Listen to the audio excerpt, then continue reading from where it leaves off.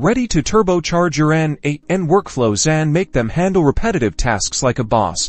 Let's dive into the power of loops. First, let's create a simple workflow with a start trigger. Then, add a function node. This node will be our data source, so paste the sample data that contains an array of items in the function node. Now, here comes the magic. Drag and drop a loop node into your workflow. Connect the function node to the loop node. In the loop node configuration panel, the most important setting is items. Is tells N8n what data to iterate over. Select items in the input data drop-down menu and enter the name of the array from the previous node that you want to loop through. Next, place a set node inside the loop node. This will be our processing step. Connect the loop node to the set node. In the set node, use expressions to access the data from each item in the loop. For example, you can use $item your field name to grab specific data points within the current item being processed.